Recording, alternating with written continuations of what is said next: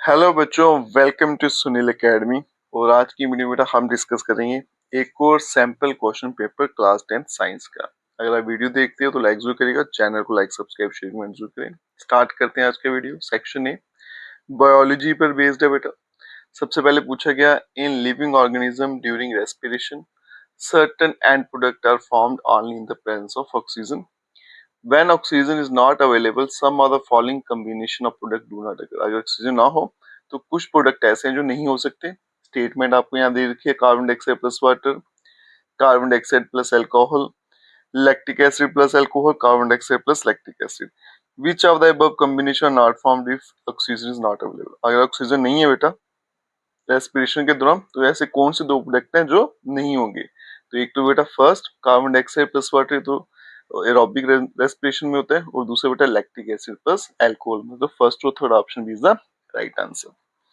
Next question में चलते हैं बेटा। Ravi conducted an experiment by placing germinating seed in moist sawdust. तो रवि ने एक एक्सपेरिमेंट किया, क्या किया उसमें, जर्मिनेट किया सीड को मॉइस्ट, मॉइस्ट होता पानी, मॉइस्चर, ठीक है। He observed that the radicals initially grow downward but later curved and grew towards the region with more moisture even though it was against gravity. तो उसने देखा कि उसका जो पेड़ जो है वो मॉइस्चर की तरफ ग्रो कर रहा है। Based on this observation, which type of trophic movement is responsible for the change in the direction of the radical growth? तो किस वजह से ये चेंज हुआ? तो बेटा पानी की तरफ जो मूवमेंट होती है उसको कहते हैं हाइड्रोट्रोपिज्म। तो option C is the right answer. अब नेक्स्ट देखिए बेटा। After keeping a plant in the dark for 48 hours to de-starch it, a leaf was partially covered and then exposed to the sunlight. Later, the leaf was boiled in alcohol and tested with iodine. Portion Q changes to bluish-black color, while R remain brownish. आगे लिखा है बेटा कि which conclusion can be drawn from this experiment. इस experiment से में क्या conclusion draw होता है? Chlorophyll is not needed for photosynthesis, ये तो बिल्कुल नहीं। Sunlight is necessary for starch formation during photosynthesis, ये ठीक है। Starch is present in both Q and R, ये गलत। Iodine react only with uncovered part of the leaf, ये भी गलत है बेटा। तो ऑप्शन बी इसका सही रहेगा। नेक्स्ट देखिए। A student observed damage to the outer part of the vascular bundle. Over time, the leaves of the plant started wilting and showing sign of nutrient deficiency despite regular watering. अब यहाँ पे क्या बोला गया, which process was most likely disrupted during the damage. तो कौन सा process जो था वो डैमेज हुआ डिस्ट्रप्शन के दौरान? Absorption of water by the roots, ठीक है। Transport of water to the leaves, transportation of food from leaves to other part, और exchange of gases through stomata. तो ऑप्शन सी जो है बेटा transport of food from leaves to other part, ये हुआ था, इस वजह से विल्टिंग होना शुरू हो गई। नेक्स्ट है बेटा, डायग्राम आपको जो दिखाता है वो डीएनए की रेप्लिकेशन है सेक्सुअली रिप्रोड्यूसिंग ऑर्गेनिज्म में। DNA of offspring is similar but not identical to that of parents. जो डीएनए ऑफस्प्रिंग का वो देखने में तो एक जैसे हैं लेकिन पेरेंट्स से आइडेंटिकल नहीं है। Which are the following best explain the role of DNA producing variation during reproduction. तो हमें पता है बेटा जब डीएनए की रेप्लिकेशन होती है तो उसमें हमेशा क्या होता है, वेरिएशन आती है। तो DNA is copied without any change during cell division. DNA change completely in each generation. DNA make exact copy of parental trait to maintain similarity. और लास्ट था बेटा, DNA replication is not always perfect leading to small change और variation. तो ये option ठीक है बेटा कि डीएनए रेप्लिकेशन जब भी होती है तो थोड़ा बहुत चेंज आता ही आता है। नेक्स्ट है, which are the following is not a role of decomposer in the ecosystem. इनमें से बेटा डीकम्पोजर का क्या रोल नहीं है हमारे इकोसिस्टम में? Natural replenishment of soil, enrichment of oxygen in atmosphere, waste decompose का ये भी होता है, ब्रेकडाउन ऑफ डेड मेन ये भी होता है, नेचुरल रिप्लेनिशमेंट ऑफ सॉइल ये भी होता है बेटा, ये वाला रोल नहीं होता। तो option B is the right answer. Next है बेटा question number 7। Which one of the following greenhouse gas is a contributor due to incomplete combustion of coal and petroleum? अगर इनकम्प्लीट कंबशन होगी कोल और पेट्रोलियम की तो इनमें से कौन सी ग्रीन हाउस गैस जो है वो कंट्रीब्यूट करेगी? पहला बेटा ऑक्साइड ऑफ नाइट्रोजन, दूसरा बेटा मीथेन, तीसरा है कार्बन मोनोऑक्साइड और चौथा है हमारे पास कार्बन डाइऑक्साइड। हमें पता है बेटा इनकम्प्लीट अगर कंबशन हो तो कार्बन मोनोऑक्साइड ही प्रोड्यूस होता है। ठीक है, अब चलते हैं बेटा नेक्स्ट क्वेश्चन पे। असर्शन है accumulation of pesticide in the food chain can lead to decline of top level carnivorous. ये ठीक है। Pesticide are biodegradable and easily broken down at each topic level, ये गलत है।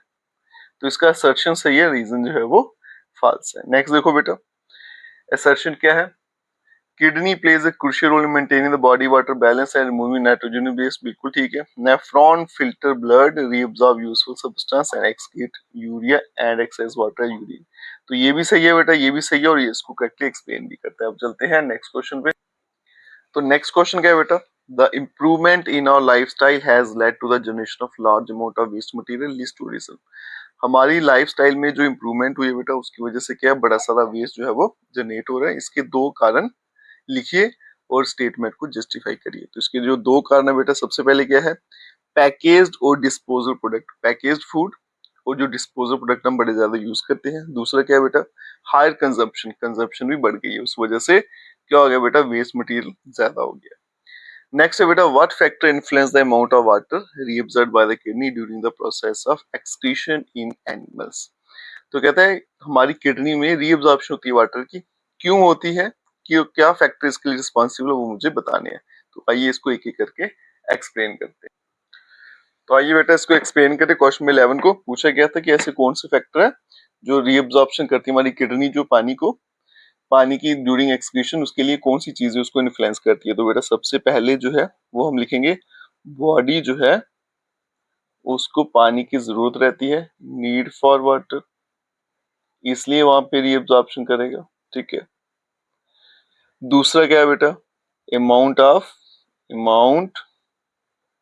Of dissolved waste products.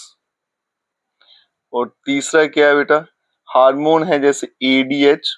ठीक है, वो क्या करता है बेटा, क्रूशियल रोल प्ले करता है इन रेगुलेटिंग वाटर रीअब्सॉर्प्शन। तो ये हार्मोन क्या है, वाटर रीअब्सॉर्प्शन में हेल्प करता है। तो एडीएच प्लेज, इसका काम यही है, crucial role in water absorption. ठीक है, काफी इतने। और पार्ट में क्या पूछा गया बेटा, explain what is meant by emulsification of fat, क्या होती है। State one consequence of bile duct blockage on fat digestion in the small intestine. अगर बेटा बाइल डक्ट जो है ब्लॉकेज हो जाएगी अगर उसकी, तो फैट की डाइजेशन स्मॉल इंटेस्टाइन पे उस पर क्या इफेक्ट पड़ेगा। ठीक है, तो सबसे पहले इमल्सिफिकेशन का मतलब क्या है बेटा, emulsification of fat, emulsification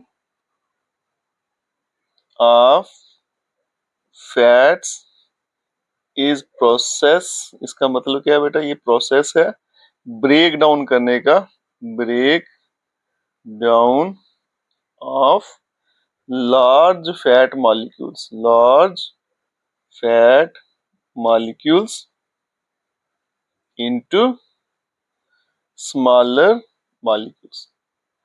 simple way में बोले तो बड़े बड़े जो फैट के मॉलिक्यूल हैं उनको छोटे छोटे मॉलिक्यूल्स में तोड़ देना। ठीक है, अब पूछेगा अगर बेटा बाइल डक्ट की ब्लॉकेज हो जाएगी तो डाइजेशन ऑफ फैट पे क्या फर्क पड़ेगा। अगर देखो बेटा बाइल डक्ट की ब्लॉकेज हो जाएगी, जिससे क्या होगा, फैट डाइजेशन जो है वो कम हो जाएगी, क्योंकि हमारे पास जो बाइल है वो अवेलेबल नहीं रहेगा। तो इससे क्या होगा बेटा, रिड्यूस्ड फैट डाइजेशन। ठीक है, क्यों, because of reduced bile availability, क्योंकि बाइल जूस हमारे लिए ज्यादा अवेलेबल नहीं है, इसलिए बेटा फैट की डाइजेशन भी कम हो जाएगी। ठीक है, नेक्स्ट क्वेश्चन देखिए, question number 12, sex determination mechanism very among different animal species, describe two different method of sex determination animal with suitable example. दो मुझे बेटा मेथड पूछे गए थे सेक्स डिटर्मिनेशन के इन एनिमल्स में। ठीक है, तो उसमें बेटा कौन कौन से आते हैं, क्वेश्चन नंबर 12 दो मेथड पूछे गए। पहला लिखिए बेटा जेनेटिक सेक्स डिटर्मिनेशन, एक हो गया। और दूसरा जो है वो है बेटा इन्वायरमेंटल इन्वायरमेंटल सेक्स डिटर्मिनेशन। ठीक है, नेक्स्ट चलते हैं बेटा क्वेश्चन नंबर 13 पे। एक कपल है, उसकी दो बेटी हैं। हस्बैंड फैमिली ब्लेम करती है वाइफ को for not having a son. Apply करो अपनी knowledge of sex determination in human to evaluate करने के लिए वेदर क्या ये ब्लेम जस्टिफाइड है या नहीं, और फिर रीजन बताइए इसका आंसर का। तो हमें बेटा पता है क्वेश्चन नंबर 13 में देखो कि जो फीमेल है उसके पास तो एक्स एक्स ही है क्रोमोसोम्स, और मेल के पास क्या है, एक एक्स है एक वाई है। तो फीमेल इसके लिए रिस्पॉन्सिबल नहीं है बेटा। वुमेन जो है वो सिर्फ ओनली एक्स क्रोमोसोम को ही कंट्रीब्यूट कर सकती है अपने एग में, लेकिन जो मेल है वो एक्स को भी कंट्रीब्यूट कर सकता है और वाई को भी कंट्रीब्यूट कर सकता है अपने स्पर्म में। ठीक है, तो सेक्स ऑफ चाइल्ड जो है बेटा वो डिपेंड करते हैं कौन सा स्पर्म जो है वो उसने फर्टिलाइज किया एग को। अब यहाँ पे इक्वल चांस रहते हैं एक्स और वाई के। अब मेल है वो एक्स भी देगा, वाई भी कर सकता है कंट्रीब्यूट, लेकिन दोनों के चांसेस क्या रहते हैं बेटा, बराबर ही रहते हैं। ठीक है, ये इसका रीजन है। आगे चलते हैं क्वेश्चन नंबर 14 पे। Study the diagram and name the part marked as A B and C and D. Write the function of A and C. तो सबसे पहले ए बी सी डी की लेबलिंग करनी है बेटा। तो यहाँ देखिए 14th में पार्ट 1 ए जो है बेटा वो है मेरी pulmonary pulmonary artery to lungs.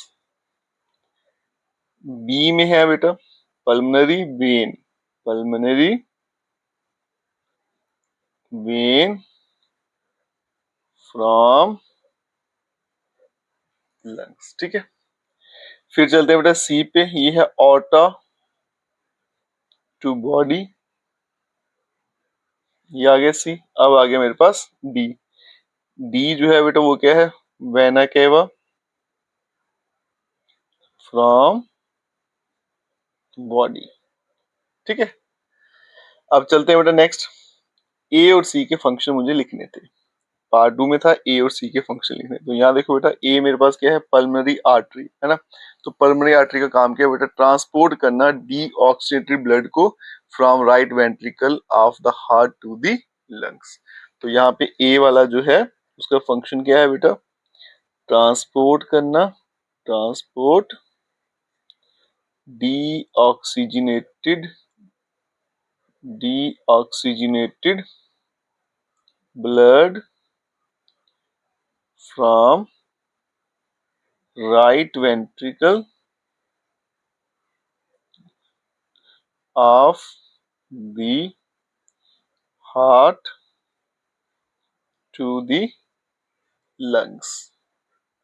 ठीक है, फिर आ गया बेटा दूसरा मुझे पूछा गया था कि सी का फंक्शन क्या है।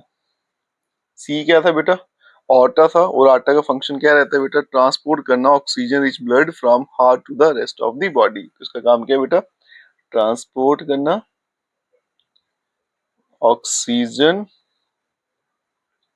Rich blood from heart to rest of body. ठीक है, अब चलते हैं बेटा नेक्स्ट क्वेश्चन पे। नेक्स्ट क्वेश्चन कहता है एक ग्रुप ऑफ स्टूडेंट है, उन्होंने एक्सपेरिमेंट किया ऑब्जर्व करने के लिए कि इफेक्ट क्या है लाइट का on the growth of plant. ठीक है, दे प्लेस्ड, उन्होंने क्या किया, दो पॉटेड प्लांट रख दिए अलग अलग कंडीशन में। प्लांट ए जो था उसे प्लेस किया गया एक रूम में जहाँ पे लाइट जो थी एक डायरेक्शन से आती थी। प्लांट बी को रखा गया बेटा यूनिफॉर्म लाइट, हर जगह से लाइट आती थी। 5 दिन के बाद उन्होंने ऑब्जर्व किया कि प्लांट ए जो है बेंट हो चुका है टूवर्ड्स अ लाइट सोर्स की तरफ, लेकिन प्लांट बी जो है वो सीधा ही ग्रोथ कर गया। अब डेटा जो आपको दे रखा है उस पर बेस्ड कुछ क्वेश्चन पूछे गए, उनके आंसर देने हैं। सबसे पहले what type of response is shown by plant A, plant A ने कौन सा रिस्पांस शो किया या फिर किस तरह का रिस्पांस शो किया। Name the plant hormone responsible for this the plant. ठीक है, अब देखो बेटा ये सनलाइट की तरफ बेंडिंग हुई है तो इसको बोलते हैं फोटोट्रोपिज्म, और इसके लिए जो हार्मोन रिस्पॉन्सिबल है वो ऑक्सिन होता है। ठीक है, क्लियर हो गया। नेक्स्ट क्या बेटा, explain how the hormone mentioned in A cause bending of the light. अब इसे होता क्या है बेटा, बेंडिंग होती क्यों है, इसका रीजन क्या है बेटा, कि migration and function of oxygen to the shaded side of the stem. तो जो दूसरी तरफ शेडेड साइड होती है उस तरफ बेटा ऑक्सीजन जो है वो मूव कर जाता है, ट्रांसफर हो जाता है, उस वजह से ही होता है। नेक्स्ट है बेटा what could happen if the tip of the plant is covered with an opaque cap, justify your answer. अगर बेटा टिप जो है उसको हम ओपेक कैप से कर देंगे तो प्लांट जो होगा वो बेंड नहीं हो पाएगा टुवर्ड द लाइट सोर्स। और पार्ट में which part of the plant detect light, कौन सा हिस्सा है जो प्लांट का वो लाइट को डिटेक्ट करेगा। Why is this detection important for the response observed in plant A. जो टिप होती है प्लांट की बेटा वो डिटेक्ट करती है लाइट को, ठीक है। आगे पूछा गया था important why is this detection important for the response observed in the plant A। तो रीजन था बेटा डिटेक्शन का, हाँ अगर ये डिटेक्शन हो जाएगी तो ही बेटा क्या होगा, मेरे पास फोटोट्रॉपिज्म हो जाएगा, इसलिए बेटा ये डिटेक्ट करना जरूरी है। तो कौन सा प्लांट का पार्ट डिटेक्ट करता है बेटा, टिपी करती है। और why this detection important for the response observed in the plant, अगर डिटेक्शन होगी बेटा तो ही क्या होगी, मेरे पास फोटोट्रॉपिज्म होगी, अदरवाइज नहीं होगी, ठीक है। नेक्स्ट है बेटा इन डायबिटिक पेशेंट, किसी पेशेंट को बेटा डायबिटीज है, glucose is often found in urine along with high blood glucose level, explain why glucose is not absorbed in the nephron and state any two reasons why reabsorption does not take place. Also name the part of the nephron where glucose absorption usually occur। और यहाँ पे एक diagram दे रखा था, फिर उसमें बेटा ये पार्ट्स कुछ मेंशन है, उस पे बेस कुछ क्वेश्चन पूछे गए थे। तो पहले बेटा क्वेश्चन 16 को एक्सप्लेन करते हैं। तो यहाँ देखिए बेटा क्वेश्चन नंबर 16 की एक्सप्लेनेशन। तो सबसे पहले क्या पूछा गया, एक्सप्लेन करिए क्यों ग्लूकोज जो है वो रीअब्सॉर्ब नहीं होता नेफ्रॉन में, ठीक है। तो उसका रीजन क्या है बेटा, क्योंकि किडनी की जो रीअब्सॉर्प्शन कैपेसिटी है, क्योंकि किडनी रीअब्सॉर्प्शन कैपेसिटी जो है इज ओवर हेलम्ड, ठीक है, वो ओवर हेलम्ड हो चुकी है। दूसरा बेटा दो रीजन बताने थे क्यों रीअब्सॉर्प्शन नहीं हो रही। तो उसका पहला रीजन क्या था बेटा, एक्सीडिंग ट्रांसपोर्ट मैक्सिमम, और दूसरा जो है बेटा डैमेज, ये डैमेज है टू ट्रांसपोर्ट प्रोटीन्स, ये दो रीजन थे। उसके बाद पूछा गया also name the part of the nephron where glucose reabsorption usually occurs. तो वो होता है बेटा पीसीटी, वो होता है प्रॉक्सिमल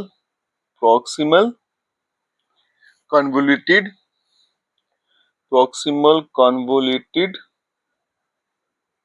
ट्यूब, जिसको बोलते हैं पीसीटी शॉर्ट फॉर्म में, ठीक है।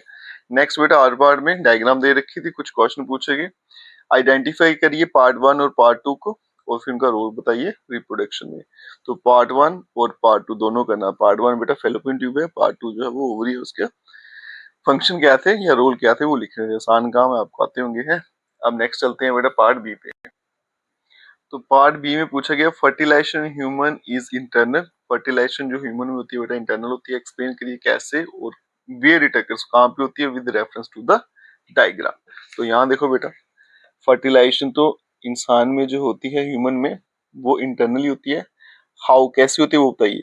तो फर्टिलाइजेशन बेटा कहाँ पे होती है, एम्पुला में होती है, पहले ये लिख लीजिए, एम्पुला ऑफ फैलोपियन ट्यूब, ये वो जगह है यहाँ पे फर्टिलाइजेशन होती है, ठीक है। अब यहाँ देखो बेटा होती कैसे है, सबसे पहले तो स्पर्म जो है रिप्रोडक्टिव ट्रैक जो होता है फीमेल का वहां जाएंगे, वहां से जाएंगे, शॉर्टकट में बता देता हूँ बेटा, यूट्रस से जाएंगे फैलोपियन ट्यूब में, ठीक है। और वहां पे बेटा एम्पूला पे जाके अगर वो ओवरी से पेनिट्रेट कर जाएगा ओवरी में तो क्या बन जाएगा, जाइगोट बन जाएगा, ठीक है। नेक्स्ट है बेटा what is the fate of the ovum and uterine lining if fertilization does not occur, अगर फर्टिलाइजेशन नहीं होगी तो इनके साथ क्या होगा, ओवम के साथ और जो लाइनिंग होगी यूट्रस की। तो देखो बेटा अगर फर्टिलाइजेशन नहीं होती है तो अनफर्टिलाइज्ड जो सेकेंडरी ओसाइट, तो यहाँ पे मैं लिख देता हूँ सी पार्ट, तो अनफर्टिलाइज्ड इसको बोलेंगे सेकेंडरी ओसाइट, ठीक है, ये डिसइंटीग्रेट हो जाएगा, disintegrates and is reabsorbed by body, ठीक है। अब लिखा है कि why is menstrual cycle important female for reproduction, relate it to hormonal control. तो मेंस्ट्रुअल साइकिल जो है बेटा एसेंशियल है फीमेल रिप्रोडक्शन के लिए। अगर यही होगा, मेंस्ट्रुअल साइकिल ही होगा, तो एग रिलीज होगा और प्रेगनेंसी होगी बेटा, जाइगोट बनेगा, अदरवाइज वो नहीं होगा, ठीक है। चलते हैं बेटा सेक्शन बी पे, जिसमें केमिस्ट्री बेस्ड है। सबसे पहले पूछा गया बेटा which are the following salt give an alkaline solution when dissolved in water, ठीक है। अब यहाँ देखो बेटा, पहला है sodium chloride, ammonium chloride, sodium carbonate, फिर कॉपर सल्फेट। तो यहाँ पे option C is the right answer, sodium carbonate होगा। नेक्स्ट है बेटा which of the following represent the correct reaction for bleaching action of chlorine in water. तो chlorine plus water, HCl plus HClO, यही इसका सही आंसर है। पहली reaction ठीक है बेटा, तो ये इसका राइट आंसर है। Which are the following statement is correct about the reaction of iron and steam. इनमें से कौन सी स्टेटमेंट सही है? तो यहाँ देखो बेटा, iron react vigorously with cold water to liberate hydrogen gas, iron react with steam to form ferric oxide and hydrogen gas, iron react with steam to form ferric oxide and hydrogen, चाहिए ferric oxide है, ferrous oxide and hydrogen gas, iron does not react with steam at all। तो इनमें से बेटा जो option C है ना, वो सही आंसर है। नेक्स्ट बेटा, when magnesium ribbon burns in air it form a white ash that turns moist red litmus paper blue, which are the following statement correct explain this observation। अब यहाँ देखो बेटा, magnesium oxide is acidic in nature, मेरा litmus paper था बेटा वो blue colour में हो गया, तो magnesium oxide is basic in nature, तो इसका मतलब वो बेसिक था जो भी जिसने इसको ब्लू कलर में चेंज किया। Which are the following statement about chemical reaction is correct, ठीक है। पहला है all chemical reaction are reversibles, ये तो नहीं होगा। Chemical reaction always involve formation of new substance, ये होता है बेटा। Physical change always produce heat और लाइट, ये जरूरी नहीं है। Chemical reaction never involve energy change, ये भी जरूरी नहीं है। तो ऑप्शन बी जो है वो राइट आंसर रहेगा। चलते हैं बेटा question number 22। Soap do not form lather in hard water because soap are insoluble in water, hard water contain calcium magnesium ion that form insoluble scum with soap, ये option बिल्कुल ठीक है बेटा, तो नेक्स्ट पढ़ने की जरूरत नहीं है, ये इसका आंसर होगा। Which of the following statement about electrical conductivity of graphite and diamond is incorrect? ये भी याद रखना बेटा, कभी करेक्ट होता है कभी इनकरेक्ट, ध्यान से पढ़िएगा क्वेश्चन को, ठीक है। अब चलते हैं ऑप्शंस पे।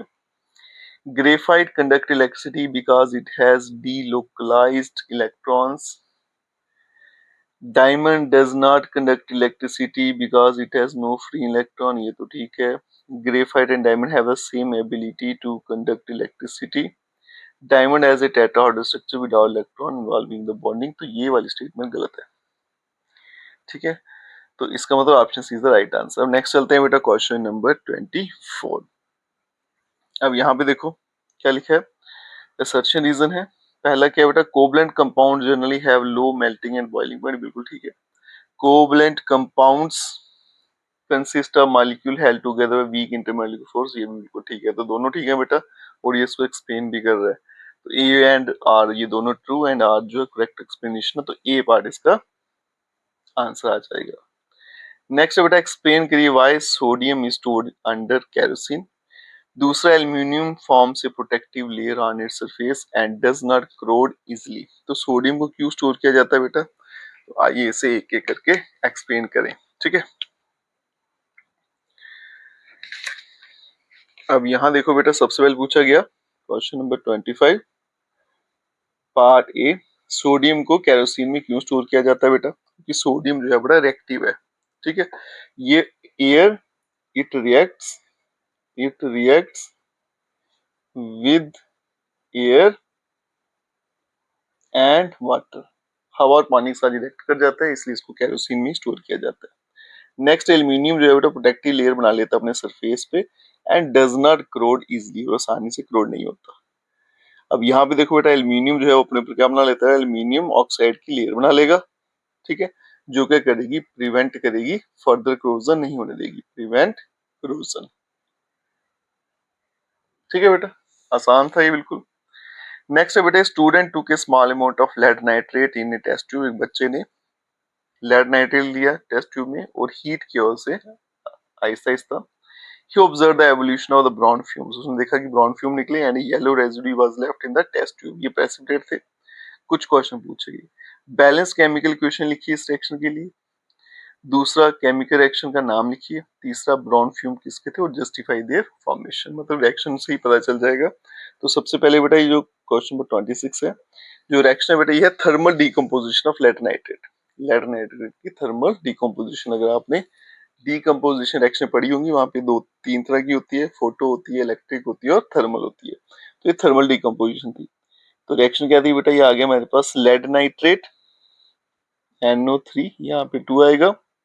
जब इसकी थर्मल डिकम्पोजिशन की तो बन जाता है बेटा lead oxide plus sodium, sorry nitrogen oxide plus oxygen. ठीक है, अब इसकी बैलेंसिंग कर लेते हैं बेटा। लेड यहाँ पे 1 है, यहाँ 1 बराबर है। नाइट्रोजन 2 है, यहाँ पे 1 आ रहा है। ऑक्सीजन यहाँ पे 6 हो गए, यहाँ पे 2 और 2 4 आ रहे हैं, है ना। 2 यहाँ पे लगा देते हैं, लेड 2 हो गए, 2 यहाँ पे लगा देते हैं। अब यहाँ पे ऑक्सीजन कितने बन गए मेरे पास, 6 2 12 2 4 6। तो इसको बेटा 4 से कर देता हूँ, 8 2 10 2 12। ठीक है, अब ये बराबर हो गया, बैलेंस हो गया। दूसरा पूछा गया था बेटा किस तरह की ये रिएक्शन हुई, तो ए पार्ट आ गया। केमिकल रिएक्शन पूछी तो ये थी बेटा हमारे पास थर्मल डिकम्पोजिशन, थर्मल डिकम्पोजिशन। ठीक है, तीसरा पूछा गया था ब्राउन फ्यूम आइडेंटिफाई करिए किसके थे एंड जस्टिफाई देयर फॉर्मेशन। तो बेटा ब्राउन कलर की गैस जो निकली थी इसमें से, ब्राउन गैस, वो होती है नाइट्रोजन डाइऑक्साइड। ठीक है, और फिर क्या बोला गया था, एंड जस्टिफाई करिए। उसको जस्टिफाई कैसे करेंगे, क्योंकि वो क्या करेगा बेटा, मॉइस्ट ब्लू लिटमस को रेड कर देगा। वो क्या करेगा बेटा, लिटमस को रेड कर देगा, ब्लू लिटमस को रेड कर देगा। पूरा लिख देते हैं, ब्लू टू रेड, ये इसकी कंफर्मेशन है। ठीक है, नेक्स्ट बेटा चलते हैं अब नेक्स्ट क्वेश्चन पे। तो नेक्स्ट क्वेश्चन देखिए बेटा, आर पार्ट में पूछा गया था लुईस डॉट स्ट्रक्चर बनाना आपने इन मॉलिक्यूल का और फिर बॉन्डिंग जो है उसको एक्सप्लेन करना है, वाटर और carbon dioxide. Lewis dot structure तो बेटा आता होगा, बड़ा आसान सा है। बॉन्डिंग ऐसी है इनकी, वो मैं आपको एक्सप्लेन कर देता हूँ। इनकी बॉन्डिंग में क्या लिखना है बेटा, आर पार्ट में आया था। सबसे पहले था बेटा वाटर, इसके अंदर आएंगी 2 single bond, 2 single bond bonds plus 2 क्या आएंगे, लोन पेयर्स आएंगे, क्योंकि 2 पेयर बनेंगे ना। उसके अलावा बेटा दूसरा जो था वो था कार्बन डाइऑक्साइड। इसमें क्या आएंगे बेटा, 2 डबल बॉन्ड्स आएंगे, 2 डबल बॉन्ड्स बनेंगे प्लस 2 ही लोन पेयर बनेंगे। ठीक है, ये इनकी बॉन्ड मैंने एक्सप्लेन कर दिया। अब चलते हैं बेटा नेक्स्ट आपको यहाँ पे एक इमेज दे रखी है बेटा, लेबोरेटरी सेटअप मुझे दे रखा था और फिर उस पर कुछ क्वेश्चन पूछेंगे। ये सल्फ्यूरिक एसिड और जिंक, इसकी रिएक्शन है बेटा, ये तो बड़ी फेमस रिएक्शन है। Identify the gas collected in the jar, तो जार में कौन सी गैस कलेक्ट होगी वो आइडेंटिफाई करिए। फिर पूछा गया बैलेंस्ड केमिकल इक्वेशन लिखिए रिएक्शन की। फिर मेंशन करिए एक टेस्ट को, उस गैस को कंफर्म करने के लिए कौन सा टेस्ट इस्तेमाल किया जाएगा वो भी मुझे बताना है। ठीक है, तो यहाँ देखो बेटा, पहले बताया पूछा गया कि कौन सी गैस कलेक्ट होगी, क्वेश्चन नंबर 27 ए पर। तो जो गैस कलेक्ट होगी बेटा इसमें वो होगी हाइड्रोजन गैस। ठीक है, फिर आ गया B part, balance chemical equation लिखनी है बेटा। तो ये जिंक प्लस सल्फ्यूरिक एसिड जो होता है उसकी रिएक्शन है, क्या बन जाता है बेटा, zinc sulphate plus hydrogen gas evolve होती है इसमें से। तीसरा बोला गया था टेस्ट, तो टेस्ट क्या होता है बेटा, जब जलाओगे तो ये पॉप साउंड प्रोड्यूस करेगी, पॉप साउंड ऑन बर्निंग। जब आप इसे जलाओगे तो ये पॉप साउंड को जनरेट करता है। ठीक है, नेक्स्ट चलते हैं बेटा, एक स्टूडेंट है, उसने परफॉर्म किया एक्सपेरिमेंट स्टडी करने के लिए reactivity of 3 metals x y and z. She placed small piece of these metal in the solution of the respective sulfate and recorded her observation in the table below. Metal x को रखा copper sulphate solution में, तो reddish brown layer बन गई x पे। Metal y को रखा zinc sulphate solution में, no reaction observe. Metal z को रखा फेरस सल्फेट सोल्यूशन में, तो ग्रे मेटल डिपॉजिट हो गया, ग्रीन कलर फेड हो गया। ठीक है, उसके बाद में बेटा कुछ क्वेश्चन पूछेगी। आइडेंटिफाई करिए मेटल एक्स वाई और जेड को using the reactivity series. Write balance chemical equation for the reaction that took place. Explain करिए क्यों no reaction was observed when Y was placed in zinc sulphate. और में था classify the type of reactions occurring in the above case, किस तरह की reaction यहाँ पे हो रही है। तो बेटा एक एक करके इसे एक्सप्लेन करते हैं। तो सबसे पहले बच्चों आइडेंटिफाई करना है एक्स वाई और जेड को। तो ये आ गया मेरे पास क्वेश्चन नंबर 28 का पार्ट ए। ठीक है, एक्स जो है बेटा वो आयरन है Fe, वाई जो है मेरे पास वो कॉपर है, और जेड जो है मेरे पास जिंक है। रिएक्टिविटी सीरीज के अकॉर्डिंग इनको लिखना था। अब उसमें बेटा बैलेंस केमिकल इक्वेशन लिखनी है। ठीक है, तो ये आ गई मेरे पास आयरन की और कॉपर सल्फेट की।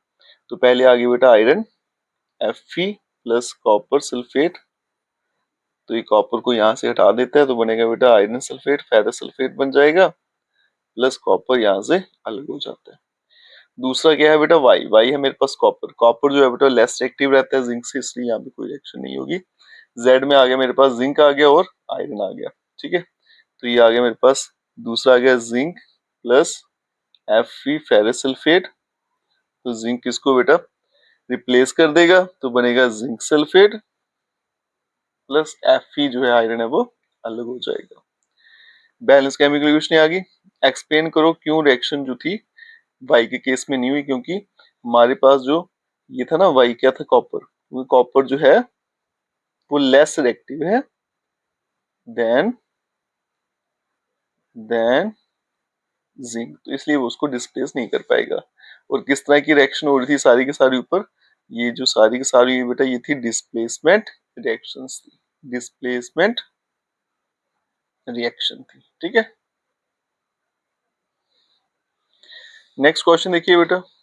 एक स्टूडेंट है, इन्वेस्टिगेट की उसने property of ethanol in the laboratory, she perform the following activities. Ethanol को जलाया हवा में and observe blue flames. Treat ethanol with sodium and observe effervescence. Treat ethanol with concentrated sulfuric acid 443 Kelvin and collect a gas that decolorizes bromine water. Answer the following question. फिर कुछ question पूछेंगे। Balanced chemical equation लिखिए तीनों reaction के लिए। Identify करिए gas को produce in the reaction 3, third वाले में हुई, and explain why it decolourises bromine water. और फिर what is the property of ethanol demonstrated in reaction 2। और में था बेटा इन साइंस एग्जीबिशन। अच्छा ये अलग क्वेश्चन है, पहले इसको एक एक करके एक्सप्लेन कर लेते हैं। तो सबसे पहले बेटा केमिक इक्वेशंस जितनी भी रिएक्शन है वो सारी की सारी लिखनी थी, बैलेंस्ड केमिक इक्वेशन जो तीनों में हुई थी। तो सबसे पहले क्या हुआ बेटा, इथेनॉल को हवा में जलाया मतलब कंबशन हुआ है ना, तो ये आ गया मेरे पास इथेनॉल C2H5OH प्लस ऑक्सीजन। तो क्या बन जाता है बेटा कार्बन डाइऑक्साइड प्लस वाटर। ठीक है, अब इसकी बैलेंसिंग करनी है, तो ऑक्सीजन पहले यहाँ बैलेंस कर लेते हैं। अब यहाँ पे 2 लगा देते हैं, 4 हो जाएंगे, और यहाँ पे 3। ठीक है, 6 और 3 9 हो जाएंगे, 3 6 1 7, यहाँ पे 4 और 3 7। ठीक है, बराबर हो गया। नेक्स्ट क्या है बेटा, नेक्स्ट रिएक्शन जो थी गैस प्रोड्यूसिंग रिएक्शन में, यहाँ पे इथेनॉल को सोडियम के साथ रिएक्ट किया गया। तो ये आ गया बेटा मेरे पास इथेनॉल C2H5OH प्लस सोडियम। तो क्या बन जाता है बेटा C2H5ONA प्लस हाइड्रोजन गैस, वहां से इवाल्व होती है। ठीक है, इसको बैलेंस भी करना है, यहाँ पे 2 से कर दो, यहाँ पे 2 से कर दो, और यहाँ भी 2 कर दो, खुद ही बैलेंस हो जाएगी। अब यहाँ पे आया बेटा इथेनॉल को कंसंट्रेटेड सल्फ्यूरिक एसिड के साथ ट्रीट किया हमने, है ना, तो इसको बोलते हैं डिहाइड्रेशन। तो ये आ गया C2H5OH। तो क्या बन जाता है बेटा C2H4 प्लस वाटर। ठीक है, अब पार्ट बी में क्या बोला गया था, आइडेंटिफाई करिए गैस को जो रिएक्शन 3 में प्रोड्यूस हुई और उसने डीकलराइज क्यों किया ब्रोमीन वाटर को। तो थर्ड में बेटा जो गैस इवाल्व होती है, यहाँ पे देख लो बेटा रिएक्शन में जो गैस इवाल्व होती है वो होती है इथीन। तो यहाँ पे लिखो बेटा बी पार्ट में क्या थी, इथीन गैस। ठीक है, और ये क्या करती है डीकलराइज कर देती है ब्रोमीन वाटर को। नेक्स्ट है बेटा what is the property of the ethanol demonstrated in reaction 2। Reaction 2 में इथेनॉल की कौन सी प्रॉपर्टी पता चलती है, तो ये पता चलता है बेटा कि इसका जो नेचर है वो एसिडिक है। Acidic nature, acidic nature shown by H2 gas with Na। तो जब Na के साथ इसका एसिडिक नेचर बेटा दिखाते हैं, ठीक है। आगे चलते हैं बेटा हर पार्ट में। साइंस एग्जीबिशन में एक ग्रुप है स्टूडेंट का, एक्सप्लेन किया उन्होंने working of soap and detergent. They demonstrated the cleansing action of soap and observe that soap does not leather well in hard water but detergent do. कुछ question पूछेंगे, explain करिए क्यों soap जो है fail हो जाता है वर्क करने में हार्ड वाटर में, डिटर्जेंट क्यों इफेक्टिव हार्ड वाटर में। जनरल केमिकल रिएक्शन लिखिए बेटा प्रिपरेशन ऑफ सोप की, एक एडवांटेज और एक डिसएडवांटेज बताइए यूजिंग डिटर्जेंट ओवर सोप, और फिर what is a micelle formation, draw neat labelled diagram, ठीक है। तो आइए बेटा इसको भी एक एक करके एक्सप्लेन करते हैं। अब पहला पार्ट देखिए बच्चों, क्यों सोप जो होता है फेल होता है हार्ड वाटर में। तो यहाँ पे आ गया आर वाला उसका ये, क्योंकि ये क्या करता है, इट फॉर्म स्कम्स, ये स्कम बना लेता है। ये क्या करता है बेटा, इम्प्यूरिटीज हटाने में बहुत सारा वेस्ट हो जाता है, इसलिए हार्ड वाटर में इसको इस्तेमाल नहीं करते। बी में क्या पूछा गया बेटा, डिटर्जेंट इफेक्टिव क्यों है, क्योंकि ये बेटा स्कम नहीं बनाता, it does not form scum, इसलिए बेटा ये वेस्ट नहीं होता इम्प्यूरिटीज हटाने में, इसलिए ये इफेक्टिव हार्ड वाटर में। जर्नल इक्वेशन लिखिए प्रिपरेशन ऑफ द सोप। तो मुझे जर्नल इक्वेशन लिखनी थी बेटा, तो इसमें क्या आता है बेटा, फैट लिया जाता है प्लस सोडियम हाइड्रोक्साइड बेस, तो बन जाता है बेटा सोप प्लस ग्लिसरॉल, ठीक है। नेक्स्ट बेटा एक फायदा बताना है डिटर्जेंट इस्तेमाल करने का और एक नुकसान। तो फायदा क्या होगा बेटा इसका, ये हार्ड वाटर में काम आता है, वर्क्स इन हार्ड वाटर जिसमें इम्प्यूरिटीज होती है, ठीक है। और नुकसान क्या है बेटा, ये नॉन बायोडिग्रेडेबल, ठीक है। नेक्स्ट बेटा मिसल फॉर्मेशन है और नीट एंड लेबल डायग्राम उसकी बनानी है। तो मिसल फॉर्मेशन में क्या होता है, टेल इनसाइड होती है, हेड आउटसाइड होती है, उसकी बस डायग्राम बनानी है, ठीक है। अब चलते हैं नेक्स्ट सेक्शन, सेक्शन सी, जिसमें फिजिक्स पूछी गई है। तो सेक्शन सी में बच्चों ने पहला क्वेश्चन पूछा गया, speed of light in vacuum दे रखी है, speed of light in medium वो भी दे रखी है। तो the absolute refractive index of the medium is, तो एब्सोल्यूट रिफ्रैक्टिव इंडेक्स क्या होगा, तो बेटा एब्सोल्यूट रिफ्रैक्टिव इंडेक्स क्या होता है, speed of light in medium divide by speed of light in vacuum. तो सीधा बेटा 2.25 डिवाइड बाय 3 होगा, पॉइंट उठाओगे नीचे क्या आएगा 100, सॉल्व करोगे तो आपका ऑप्शन ये 4/3 आ जाएगा। अब चलते हैं नेक्स्ट क्वेश्चन। नेक्स्ट क्वेश्चन कहता है बेटा shape of magnetic field line produce inside a solenoid and around a straight conductor both carrying current same magnitude are respectively straight and circular. फिर कहता है circular and circular, straight straight, circular and straight. तो पहला बेटा क्या पूछा गया था, इनसाइड ए सोलेनोइड, और फिर बोला गया अराउंड ए स्टेट कंडक्टर। तो सोलेनोइड में बनती है बेटा स्ट्रेट और स्टेट कंडक्टर की सर्कुलर होती है, तो option is the right answer. Next बेटा सर्शन रीजन है, पूछा गया था बेटा कमर्शियल यूनिट इलेक्ट्रिक एनर्जी के 1 किलोवाट पर आवर होते हैं, बिल्कुल ठीक है। 1 किलोवाट पर आवर 10⁻⁶, ये गलत है बेटा, वो 3.6 इंटू 10⁻⁶ जूल्स होते हैं, ठीक है। तो सर्शन ठीक था, ये गलत है। नेक्स्ट न्यूमेरिकल है बेटा, एक ऑब्जेक्ट जो है उसको रखा गया 10 सेंटीमीटर की दूरी से from a convex mirror, focal length मुझे इसका दे रखा है, find the position of the image formed by the mirror, और such mirror or mirror that are used to look the hidden object underneath the car as shown. The hidden object can be easily spotted as the mirror provide a wider field of view. किस तरह का mirror इस्तेमाल किया जाता है, और रे diagram से बताइए natural image found by the type of mirror defined. तो पहले बेटा न्यूमेरिकल सॉल्व करते हैं, क्वेश्चन नंबर 33। अब यहाँ देखिए बेटा मुझे क्या क्या गिवन था न्यूमेरिकल में, ये आ गया 33 नंबर पे।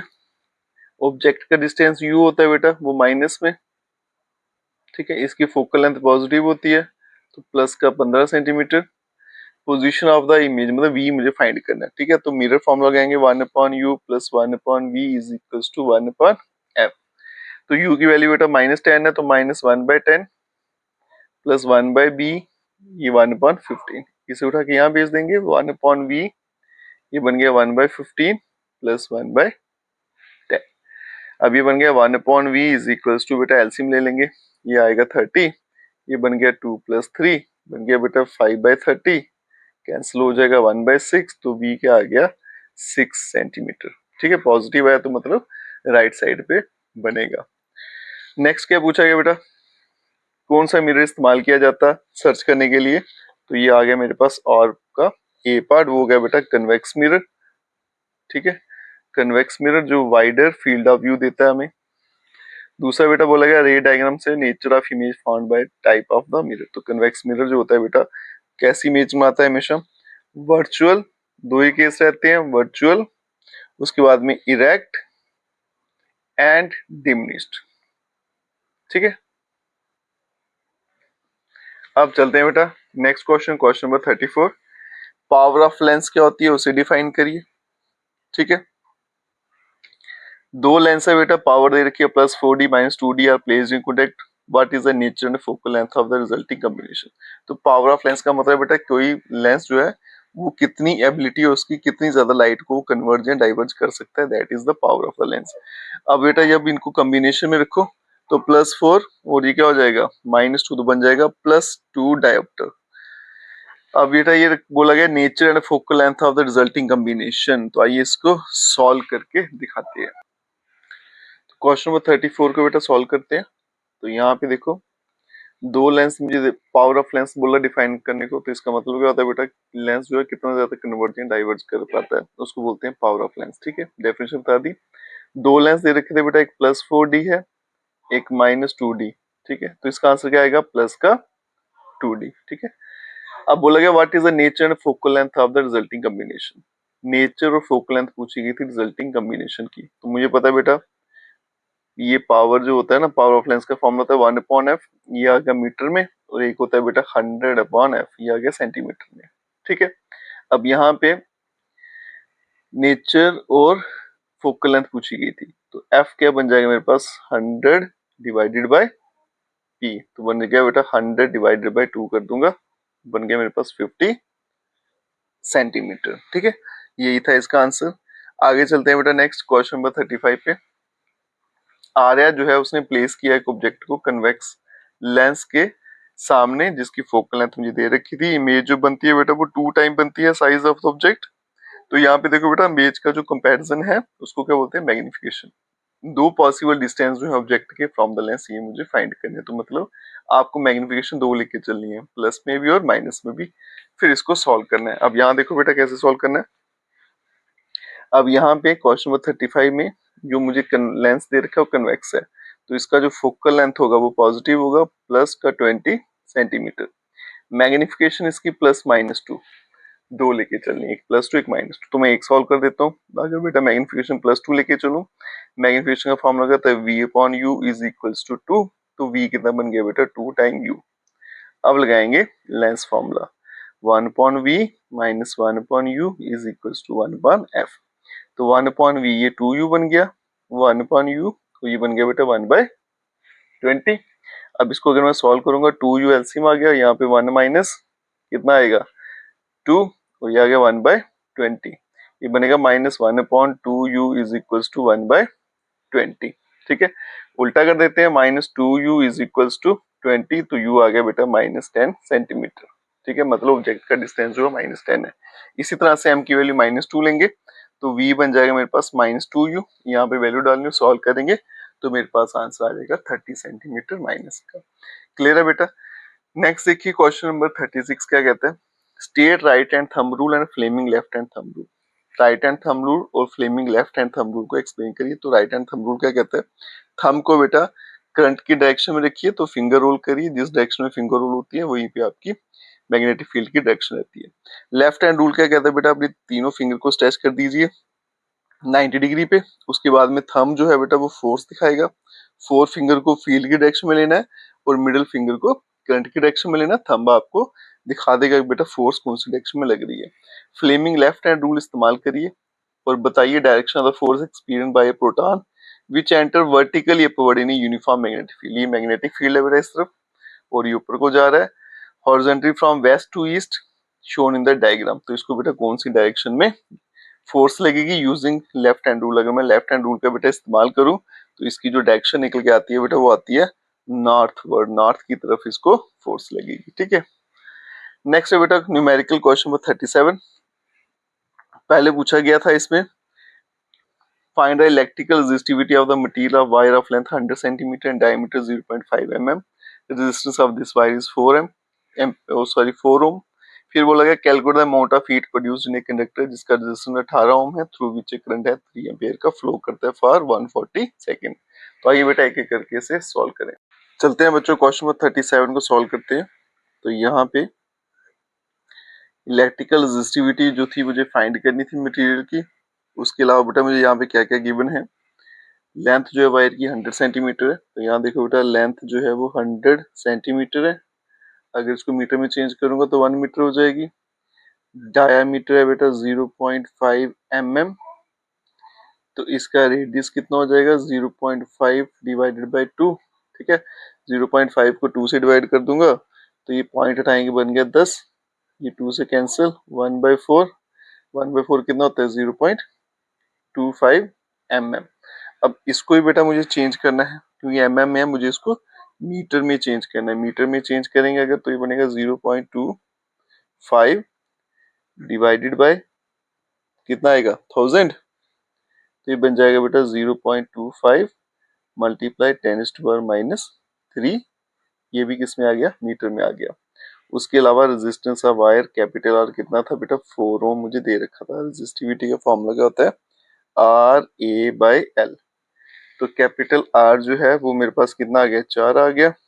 एरिया का फॉर्मूला क्या होता है पाई, आर की रेडियस है बेटा 0.25 मल्टीप्लाई 10⁻⁻3 का स्क्वायर और डिवाइड कर देंगे बेटा इसको किसके साथ करना एल, एल कितना था 1 था। ठीक है, अब इसको अगर मैं सॉल्व करूंगा तो रेजिस्टिविटी आती है 7.854 मल्टीप्लाई 10⁻⁷ ओम मीटर के बराबर। ठीक है, थोड़ी सी कैलकुलेशन पहले स्क्वायर खोल देंगे इनका, उसके बाद में पाई की वैल्यू डालेंगे और इसका आंसर आ जाएगा।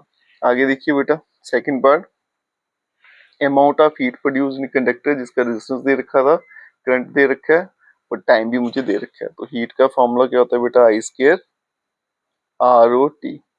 करंट कितना है यहाँ पे देखो, कैलकुलेट द अमाउंट 3 एम्पियर, तो 3 का स्क्वायर 9 हो जाएगा बेटा। रेजिस्टेंस की वैल्यू 18 है, टाइम है 140 सेकंड, तो मल्टीप्लाई कर देंगे 22680 जूल्स, इतनी हीट इसमें प्रोड्यूस होगी। नेक्स्ट क्वेश्चन देखिए बेटा, बड़ा आसान सा क्वेश्चन पूछा गया था। ऑन ए क्लियर इवनिंग, शाम की बात है, रूही ने क्या ऑब्जर्व किया कि सन जो है वो अभी भी दिख रहा है, उसकी वॉच जो है showed it had already set. Watch में क्या दिख पा रहा है कि सन जो है सनसेट हो चुका है लेकिन अभी भी दिख रहा है। उसके साइंस टीचर ने उसे बताया था क्लास में कि एक्चुअल पोजीशन ऑफ सन और अपीयरेंट पोजीशन ऑफ सन जो होती है वो सेम नहीं होती है। ठीक है, आगे पढ़ते हैं ऐसे। Due to the atmospheric refraction intrigued, she read more and found the same phenomena cause star to twinkle, planet to shine steady and mirages to appear on hot road in summer। तो यहाँ पे बेटा दे रखा है horizon है, observer को अभी सन दिख रहा है जबकि सनसेट हो चुका है। बाकी ये पूरा रिफ्लेक्शन के बारे में यहाँ लिखा हुआ है। ठीक है, तो मैं यहाँ पे आपको पढ़ के दिखाता हूँ क्वेश्चन क्या क्या मुझे यहाँ पे पूछे गए थे। पहला पूछा गया how does the atmosphere affect the path of light. तो बेटा एटमॉस्फेरिक रिफ्लेक्शन जो होती है ना उसकी वजह से पाथ ऑफ लाइट पे क्या इफेक्ट हमारा रहता है। तो बेटा यहाँ पे देखो हमें पता है कि एटमॉस्फेयर में अलग अलग लेयर्स हैं, उनकी डेंसिटी क्या अलग अलग है, जिस वजह से क्या होता है लाइट की जो है ऊपर वाली लेयर जो होती है वो रेयर होती है, नीचे वाली जो है वो डेंस होती है। तो हमेशा टूवर्ड्स बेंडिंग जो होती है वो लाइट की बेंडिंग होती रहती है, towards normal sorry. Why do star appear twinkle, star हमें चमकते हुए क्यों दिखाई देते हैं, क्योंकि वहां से जो लाइट आ रही है ना कभी ज्यादा आ रही है रिफ्लेक्शन की वजह से, कभी ज्यादा अमाउंट ऑफ लाइट आती है हमारे पास, कभी कम आती है तो हमें ट्विंकल करते हुए दिखाई देते हैं। Why do we see the sun for a few minute even after it has set the horizon, sun horizon के नीचे बैठ के फिर हमें क्यों दिख रहा है, क्योंकि बेटा एटमॉस्फेरिक बेंडिंग की वजह से लाइट जो है वो बेंड होकर हमारे तक पहुंच रही है जबकि सन सेट हो चुका है और बेटा हमें उसकी वर्चुअल पोजीशन जो है अभी भी ऊपर ही दिख रही है। ठीक है, और सिंपल डायग्राम बनानी थी बताने के लिए कैसे एटमॉस्फेरिक रिफ्लेक्शन जो होती है वो appearance shift in the position of the star होती है। ये बेटा आपको डायग्राम बनानी थी, आप खुद ही बना लीजिएगा। ठीक है, नेक्स्ट देखिए बेटा एक्सप्रेशन बनानी थी equivalent resistance of parallel combination of resistance, जो आपकी पूरी एक्सप्रेशन है जनरल एक्सप्रेशन से डिराइव करना है इसमें। नेक्स्ट बेटा सर्किट दे रखा है, which two resistor are connected in series, series में ये दोनों हैं, कौन से दो पैरेलल में बेटा R2 और R1 आपके पैरेलल में है। If average resistor of circuit is 3 ohm what current will flow in the circuit, तो हर रेजिस्टर की वैल्यू को 3 ओम है तो करंट कितना फ्लो करेगा, तो according to Ohm's law V = IR I is V upon R. Total resistance find करेंगे, पैरेलल में है, ये सीरीज में है, फिर ये दोनों पैरेलल कॉम्बिनेशन निकालेंगे, फिर तीनों सीरीज में हो जाएंगे बेटा। सॉल्व करेंगे, आराम से आंसर आ जाएगा। आर पार्ट में चलते हैं बेटा। What is meant by the statement resistance of a conductor is 1 ओम। तो 1 ओम रेजिस्टेंस का मतलब क्या है बेटा? रेजिस्टेंस 1 ओम कब होता है? अगर पोटेंशियल डिफरेंस कितना हो जाए 1 वोल्ट का, और करंट कितना चल रहा है बेटा 1 एम्पियर का। इलेक्ट्रिक पावर क्या होती है उसे डिफाइन करिए, एक्सप्रेशन लिखिए, relating electric power, potential difference and resistance. तो बेटा इलेक्ट्रिक पावर देखो क्या होती है, रेट ऑफ एनर्जी कंजप्शन, किस रेट से एनर्जी जो है वो कंज्यूम हो रही है उसको बोला जाता है इलेक्ट्रिक पावर। फॉर्मूला क्या होता है, P is equal to V I, उसके अलावा आई स्केयर आर और V square by R. Next है बेटा, how many 132 ohm resistance in parallel are required to carry 10 ampere and 220 volt line. तो इसे बेटा सॉल्व करके दिखाते हैं। तो यहाँ देखिए बेटा, पहले इसका बी पार्ट सॉल्व कर देते हैं। एक्सप्रेशन लिखनी थी इलेक्ट्रिक पावर की, तो हमारे पास बेटा क्या होता है, power is equal to V I, एक तो ये रिलेशन होता है, या फिर आई स्केयर आर के बराबर होता है, या फिर V square divided by R के बराबर। पार्ट सी में बोला गया तो बेटा कितने 132 ओम के रेजिस्टेंस पैरेलल में चाहिए कैरी करने के लिए 10 एम्पियर करंट 220 वोल्टेज लाइन को। और मुझे पता है बेटा रेजिस्टेंस किसके बराबर होता है, वी अपॉन आई। वोल्टेज है 220, करंट है 10, तो मतलब 22 ओम का रेजिस्टेंस चाहिए। अब 132 ओम के रेजिस्टर है मेरे पास, डिवाइड करूंगा 22 से तो कितने बन जाएंगे 6। तो नंबर ऑफ रेजिस्टर कितने चाहिए मुझे, 6 चाहिए। ठीक है, इसके साथ बेटा ये वीडियो यहीं पे खत्म हो जाती है। अगर आप वीडियो देखते हो तो लाइक जरूर करिएगा, चैनल को लाइक सब्सक्राइब शेयर जरूर करें। Best of